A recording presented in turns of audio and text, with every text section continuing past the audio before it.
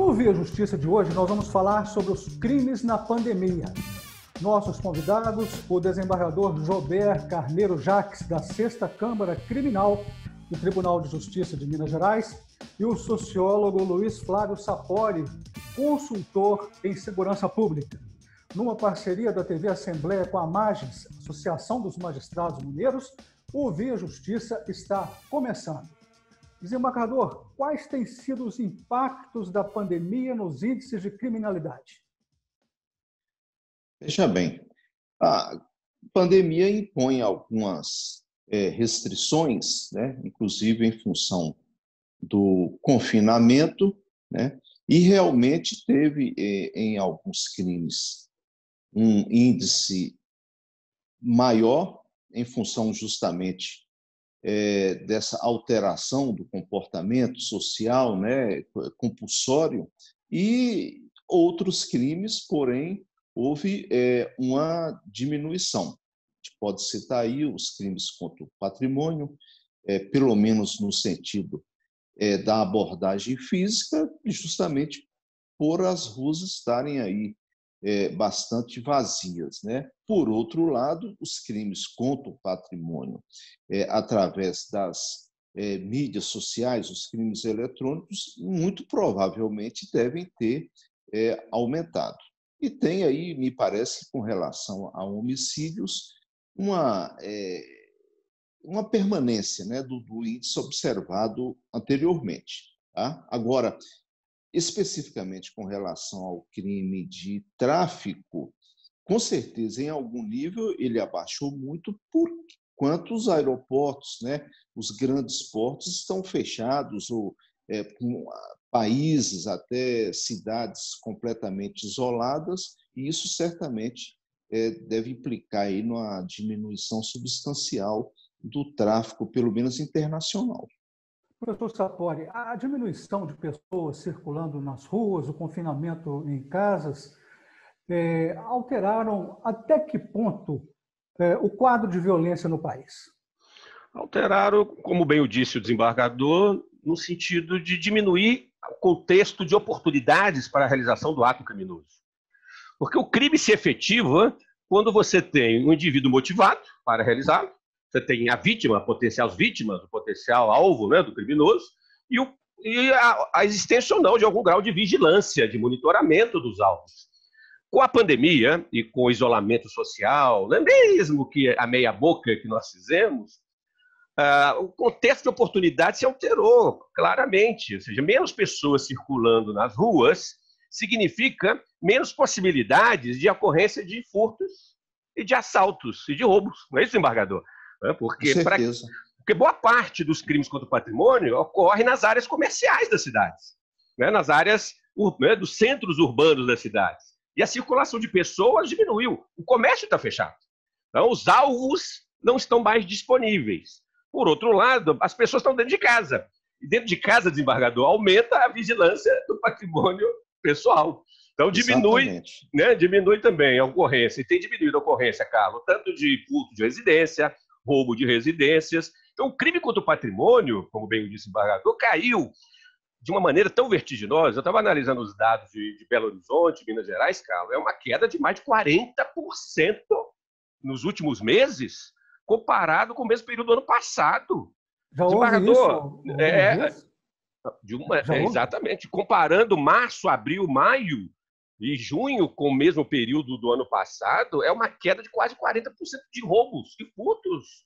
Inclusive, professor Sapori, isso já está refletido no número de habeas corpus, né, destinados ao peticionamento de crimes contra o patrimônio. Em que sentido, desembargador? Já refletiu, no sentido de que esses pedidos de habeas corpus diminuíram muito, no sentido dos crimes contra o patrimônio, como o professor está mencionando aí. Perfeito.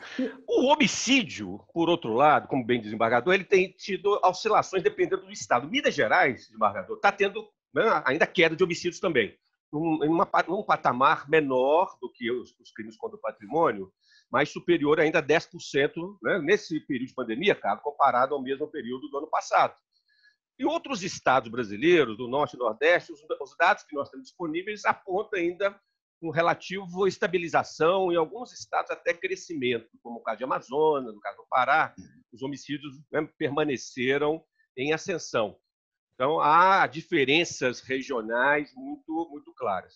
Agora, eu acho que uma questão que já foi colocada aqui para a conversa, o que está crescendo são os crimes cibernéticos. Isso o desembargador foi perfeito.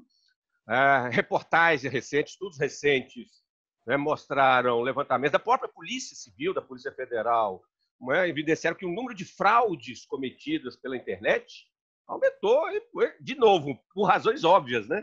Nós estamos muito mais conectados nas mídias sociais, né, desembargador?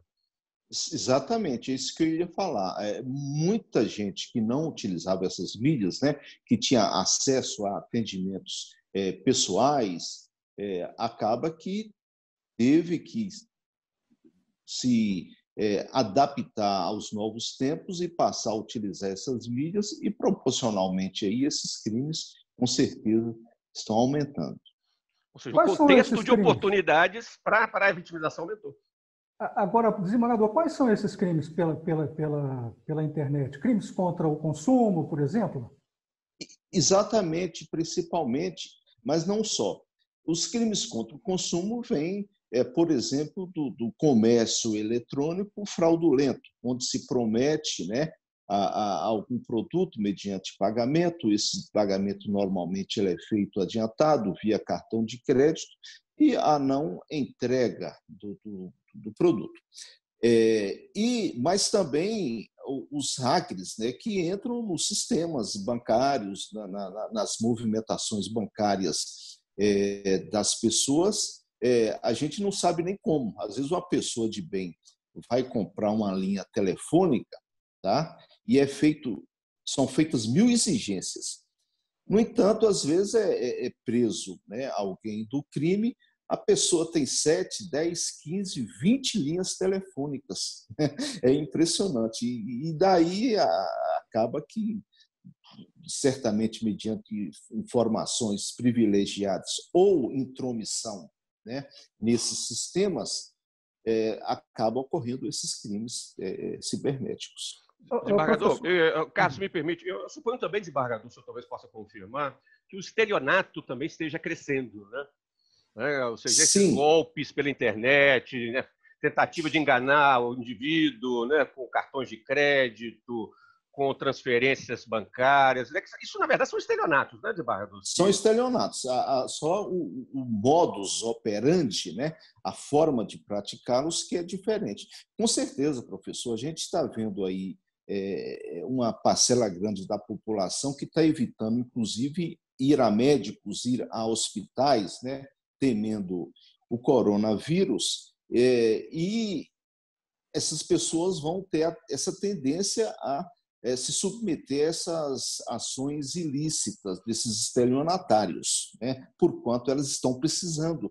Elas precisam fazer uso desses serviços virtuais e acabam sendo vítimas aí dessas ciladas dessas pessoas. Agora, os senhores falaram aí do crescimento dos crimes cibernéticos, mas é preciso também considerar, professor Sapori, o crescimento da violência doméstica. Pois é, essa é uma questão que tem gerado grande controvérsia no Brasil e no mundo, viu, Carlos? Essa é uma discussão que o mundo todo está fazendo. Supostamente seria um dos efeitos, os principais efeitos perversos do isolamento social, né, requerido pelo enfrentamento da pandemia. Há evidências na Ásia, na China, um pouco na Europa, nos Estados Unidos, está se discutindo na América Latina, no Brasil, em que medida a permanência das famílias dentro de casa, né, no núcleo familiar, está aumentando a ocorrência da violência dos homens contra as mulheres, né? Principalmente, não apenas dos pais contra os filhos, mas nós estamos falando principalmente da violência, né, do marido, do parceiro contra a parceira, contra a mulher. Os números do Brasil, Carlos, apontaram queda. O Fórum Brasileiro de Segurança Pública acabou de fazer um levantamento nacional envolvendo quase 15 estados, desembargador. O número de ocorrências de registro de violência doméstica diminuiu. Seria lesão corporal dolosa, etc. Isso diminuiu. O número de feminicídios manteve uma relativa estabilidade nesses períodos de pandemia até agora, Carlos, comparado ao ano passado. Então, no primeiro momento, você vai dizer o seguinte: então, a violência doméstica diminuiu.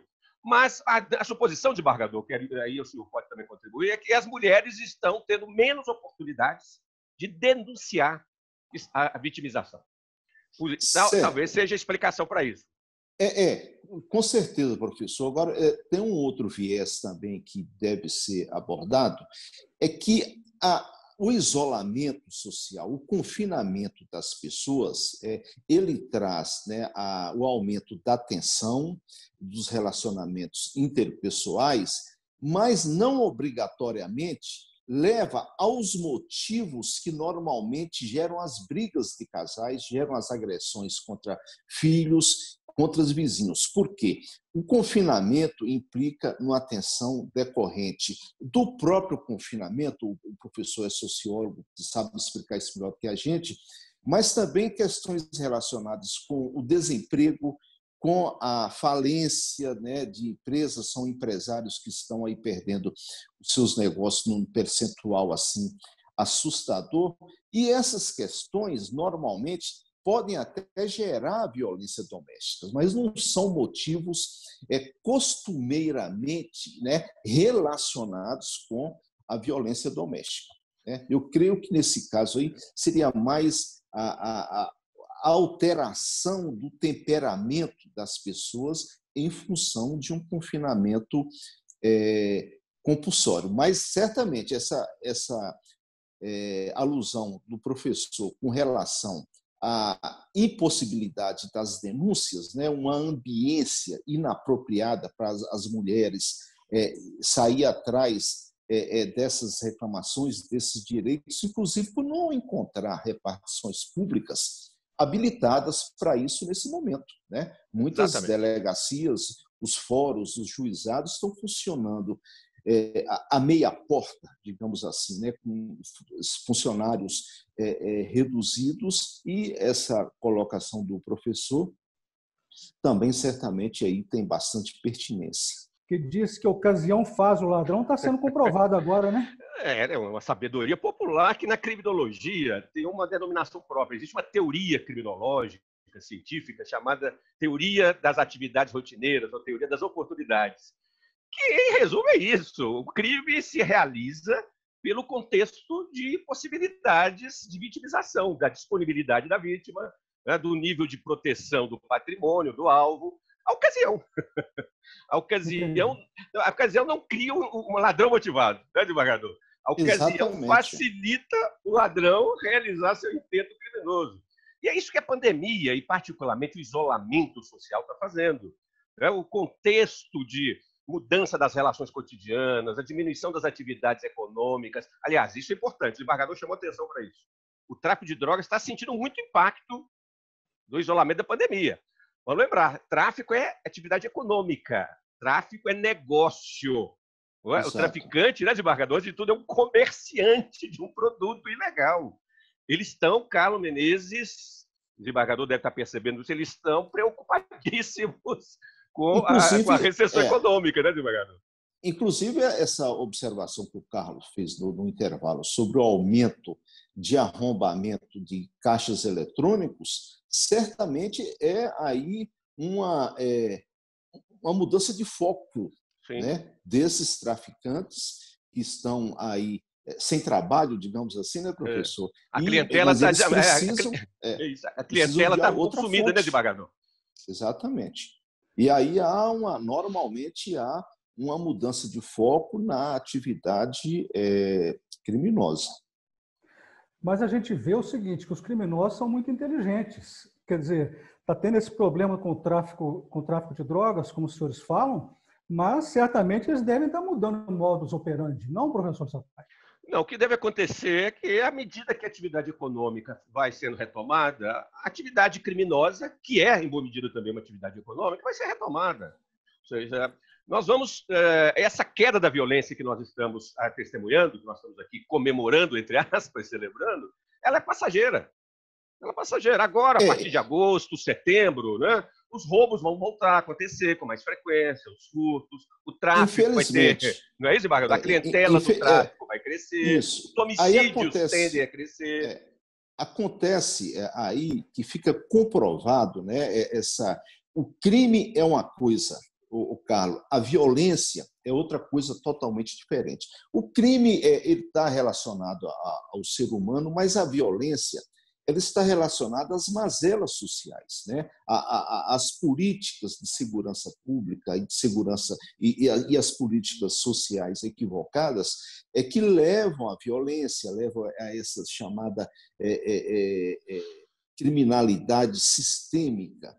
Então, assim como diminuiu o crime em função da pandemia, ele é totalmente, vamos falar assim, manuseável quanto aos seus índices através de boas políticas. A violência ela não é uma decorrência da prática de crimes. A violência está nas políticas equivocadas e até, infelizmente, nas políticas inexistentes. Nós temos aqui uma situação, né, não é uma deficiência mineira, nem certamente do Brasil, mas de governos fracos, de governos que não têm conseguido, inclusive por demagogia, por populismos, né, enfrentar essa questão da criminalidade sob o aspecto do rigor, né? É preciso, evidentemente, políticas sociais, elas é quem salvarão, digamos assim, o mundo da criminalidade, mas, num primeiro momento, se não houver o rigor, a violência vai permanecer aí. E aí, se me permite, Carlos Desembargador, o senhor está chamando a atenção para um aspecto importante, porque é uma outra dimensão do impacto da pandemia e do isolamento sobre o crime e a violência, que é o desemprego e a grande e grave recessão econômica que já está nos atingindo, não só o Brasil, né, o mundo como um todo, a partir de então. E os impactos sociais disso, perversos, né, desembargador? Isso, há muita gente com medo de um grande caos social, né? De uma grande sublevação das pessoas em função da extrema miséria, da fome, e da desesperança. Isso, o risco é enorme, obviamente, com taxas de desemprego que vão beirar aí 20%, 25%, né, o que as estimativas. Exatamente. Então, o risco de uma desagregação social o risco é grande, é real. Mas, fundamental o que eu disse o desembargador, as políticas sociais, Carlos, têm que ser fortes nesse momento. Por isso que o auxílio emergencial de R$600, que é um valor baixo, ele tem sido decisivo para aplacar, para diminuir, em boa medida, os efeitos danosos da recessão econômica do desemprego. Eu tenho defendido, desembargador, não sei o que o senhor pensa, que esse auxílio deve ser estendido, inclusive, até o mês de dezembro. É fundamental Exatamente. Que o governo federal continue dando assistência e apoio às famílias mais desfavorecidas, vítimas da recessão econômica, né, e da pandemia, até dezembro, porque a economia só vai retomar mesmo a partir de 2021. Então, Exatamente. Então é a hora do Estado social, do Estado que vai pegar a mão do indivíduo, do cidadão vitimizado socialmente, excluído, né, da recessão, e dar suporte a ele. Isso é decisivo a partir de agora. Quer dizer que se não tivesse, na visão dos senhores, se não tivesse esse auxílio emergencial, a coisa já tinha explodido, é isso? Muito provavelmente, né, o Carlos, porque não só esse auxílio, mas também o trabalho assistencial que se verifica nas grandes comunidades, né, o trabalho social de algumas secretarias governamentais estão aí, de certa forma, vamos falar assim popularmente, segurando essa barra, porque realmente uma grande parcela da população, mas grande mesmo, a grande maioria, ela depende do trabalho diário, né? Daquela feira semanal, aquela remuneração que vem assim, depois de um grande esforço e que, inclusive, está sendo perdido, né? Damos exemplos aí, as faxineiras, né? As domésticas, as diaristas, os homens que prestam os chamados bicos, né? Ao comércio, à indústria, essa economia informal, isso tudo acabou, essa renda acabou, esse pessoal está necessitando desse auxílio governamental e, realmente, como disse o professor, se não se estender por um tempo maior, a necessidade será mais aplacada no momento em que a economia ainda não foi retomada. Esse é o grande perigo. Os senhores certamente viram um registro no Rio de Janeiro de desvio de recursos para o combate à pandemia, superfaturamento nas compras. Como que o senhor analisa isso, professor Sapori? De novo, Carlos, a sabedoria popular explica, né? De novo, a ocasião está fazendo o ladrão. Né? Nesse contexto onde os gastos públicos com a saúde estão aumentando, e é inevitável, nós estamos falando de estimativa de quase 40 bilhões de reais destinados à saúde nos âmbitos federal, estadual, municipal. É muito dinheiro. As regras legais estão mais flexibilizadas para esse gasto, como tem que ser, né? Nesse contexto de emergência, né? De calamidade pública. Então, você tem que flexibilizar as regras de licitação, de escolha de fornecedores, os prazos têm que ser mais rápidos. Isso facilita os gestores públicos mal intencionados, os empresários, os políticos, né? Os governantes mal intencionados, como no caso do Rio de Janeiro, estão se apropriando de uma forma vergonhosa de milhões de reais num momento como esse. Um crime hediondo, né, desembargador? Corrupção num momento como esse nos deixa um pouco enojados, né, desembargador? Exatamente isso que eu iria ressaltar. Lógico, nenhuma corrupção pode ser elogiada, toda corrupção tem que ser. Agora, a corrupção para obtenção de vantagens sobre o erário destinado à saúde, essa é hedionda. Essas pessoas são as pessoas mais abjetas da sociedade, e isso não é um mal da pandemia. O professor citou o caso do Rio de Janeiro. Já nos governos passados no Rio, as secretarias, né, os departamentos mais visados pela corrupção são os de saúde. Certamente, por quanto é mais difícil provar, esse dinheiro da saúde é destinado a medicamentos, a consultas, a internações, a transporte. Então, é tão variada assim a rubrica, né, dessas despesas, que me parece que torna mais fácil o desvio com relação a isso. É profundamente lamentável. Desembargador, eu queria perguntar para o senhor: descumprir o isolamento, a quarentena, é caso de punição penal? O não uso de máscaras deve ser penalizado ou isso deve ser resolvido administrativamente? Carlos, a resposta é ao mesmo tempo difícil e fácil. Vamos começar pelo fácil. Se não está previsto em lei, não é crime. Não pode ser criminalizado, não pode haver pena. Não há crime sem uma lei anterior que o defina. Então, basta saber isso, se é crime, se está previsto como crime. Agora, o que está acontecendo é que essas normas normalmente são administrativas, né? Elas contam mais com a consciência do cidadão, contam mais com aquele senso de responsabilidade social que nem sempre a gente consegue, e, aliás, infelizmente, né, às vezes até entre desembargadores. Bem, nós estamos chegando ao final do Via Justiça, vamos partir para as considerações finais. Professor Sapori. Bom, foi um prazer participar desse debate com o desembargador Joubert, Carlos, e só dizer e de alguma maneira chamar a atenção como o fenômeno do crime e da violência, apesar da queda, né, da redução dos meses de pandemia, não é motivo de comemoração, não é motivo de alegria.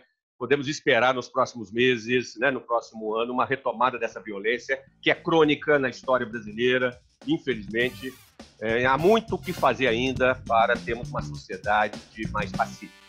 Muito obrigado aos senhores pelas participações. Nós conversamos com o desembargador Joubert Carneiro Jacques, da 6ª Câmara Criminal do Tribunal de Justiça de Minas Gerais, e com o sociólogo Luiz Flávio Sapori, consultor em segurança pública.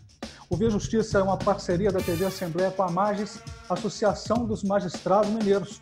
Até o nosso próximo programa.